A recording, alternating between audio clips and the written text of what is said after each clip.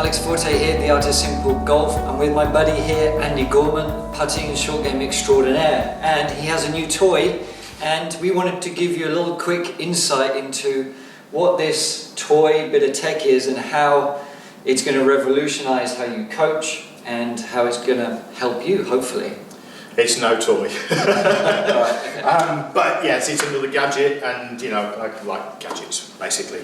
I'm not technically overly over the top, but we do need to capture information, and it's really important to be able to capture the relevant information for the challenge at hand. So, you know, if we're measuring 10-foot putts like we can with Sam Putt Lab, then that's absolutely fine. But when a client comes to me and says, look, I'm struggling with my short range putting, and I'm struggling with left to right or right to left putts that are severely sloped, etc., then, you know, to be able to capture information around that is absolutely essential. And, you know, what Capto, which is from Precision Putting Technology in Italy, what they've been able to do is to develop a piece of equipment that allows us to measure 20 parameters of the stroke, which includes trembling and twitching, but also the basics, which are face angle and path of club, and rise angle, and loft at the point of impact, all the necessary information that we need, but also relative to the slope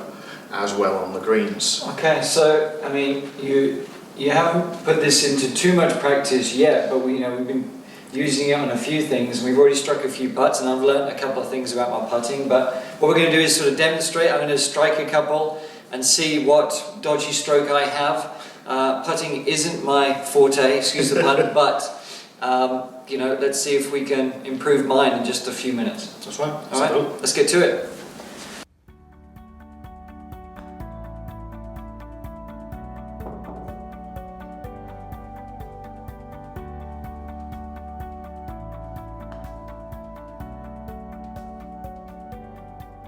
Okay, so we're back. Just stroked a few there. I know there was a few problems, and there's some red lines here. Yeah, there's one or two. It's interesting information that we've got. What I was able to see, and this is one of the beauties about the setup of the Capto. If you just have a quick look on the club itself, this is the Capto unit, which is actually measuring all the information that's going on in the stroke, and it connects Wi-Fi to the computer. The information that we're seeing here would suggest that the club face is half a degree closed. Now we're around about a 15-foot putt on there, which is a nice, good approach shot into a long par 4. You know, it might not be such a good approach shot in a short par 4, but it's still 15 foot. And the club face came back half a degree closed from the original aim, and this was actually a putt that went in. So it would suggest that we're aiming a little bit to the right of the hole, or you know, probably right on the edge of the hole, 15 feet, and pulling it back, which was interesting because actually what he won't tell you is that he missed a few putts to the right to start with. And so the original setup is where the fault for missing the original putt was.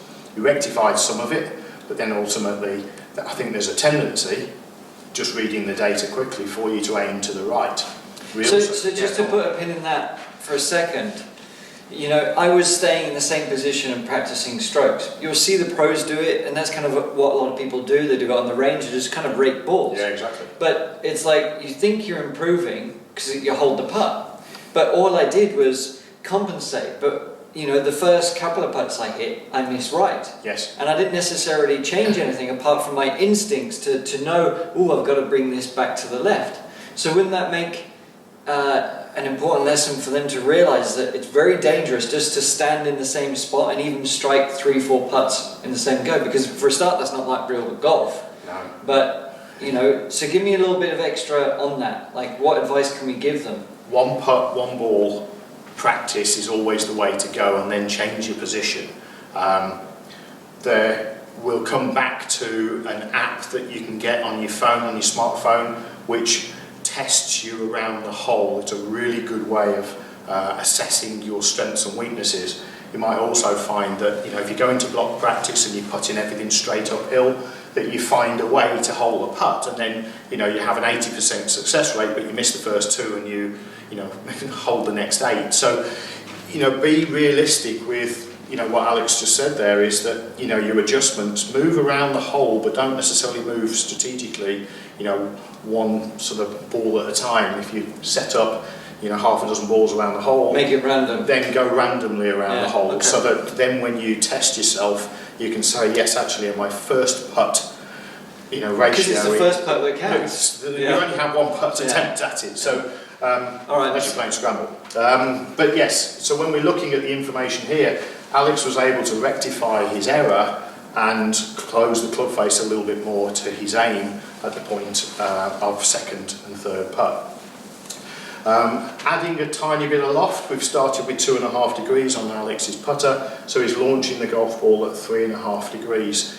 Now, that for me is a little bit too much loft. I like to see the ball a little bit closer to the ground and not too much in the way of a rise angle through the ball. If we look at the attack angle, we've got 2.35 degrees going up. Now, we've got a full picture here of what's taking place, but if we click on any one of the pages, we can see how the loft changes at the point of impact. So the yellow line would indicate the end of backswing, and the orange line would be the impact point.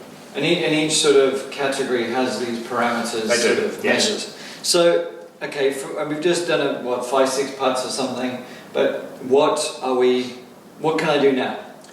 Ultimately, we'd be looking at a couple of things. For me, when we've got the red mark areas here, first thing, I'd want to look at stroke path and your relationship between path and club face. Those are the two things that stand out to me at this point in time. So we're going to put this to the test. So what should I do on the next 3 putts? Right. Ultimately, we need to establish our aim and define whether or not we can feel the face angle relationship to the path of the club. Okay. Those are the factors that we're going to look for. So on the very next putt, as soon as it picks it up, it measures, it will then tell us whether or not the path of club and the face angle are mapped together. And currently the club face is closed by around 2.5 degrees. Okay, so we're just going to get my aim right first, basically. So you aim right first, and whether then, by getting the aim right, we can start to get the path factors and the club face factors. So let's see how that works.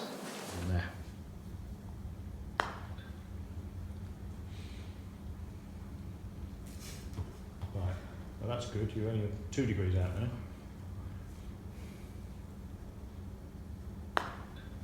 Face is closed there. Yeah, 1.5 degrees.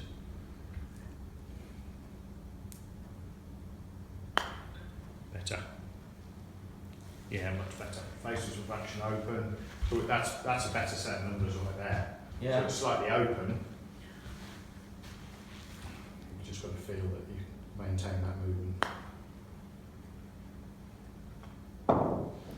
So there we go. I think I hit 4 putts, something like that. We got just a bit of an alignment there, just making sure that I'm even starting correctly. That's all. He didn't say anything else to me, just made sure that my aim was correct. And I think the first couple I had missed left because I was used to pulling. And also you felt that you were aiming a long way left to start with. That was the first indicator. So sometimes we can be aiming correctly, we can aim square to the target line and feel like it's a long, long way left or right of what we're used to doing. Alex's tendency is to aim right, so when he's aligned square, all of a sudden it's like, no, this is a long way left, and got to overcome that to start. That's why it's important to have a coach, someone who knows what they're doing, to give you another set of eyes. But although we haven't perfected it, because the face is just a fraction open, the path of club, error, and face now are down to less than 1 degree, whereas before we were looking at a considerably higher number. And so we're within the realms of acceptable. The path is still a little bit in to out, and the club face is a fraction open. So we're about, just looking away, it's 0.72 degrees close to path, but will give an effective roll and will start the golf ball relatively close to the target. But we've done literally nothing on technique-wise there. Nothing whatsoever. So, and this is why stuff like this really works, because it gives us accurate details without bogging us down in science. I'm not a scientist. I don't generally like the over-quantification stuff, but when it can be translated and say, okay, this is why it's happening, and then I go and make a change, it's easier. So this is a really cool bit of kit. We're going to have another video coming your way, going into a little bit more detail, and Andy showing off some of what he can do with this and to help your putting. So thanks again, Andy.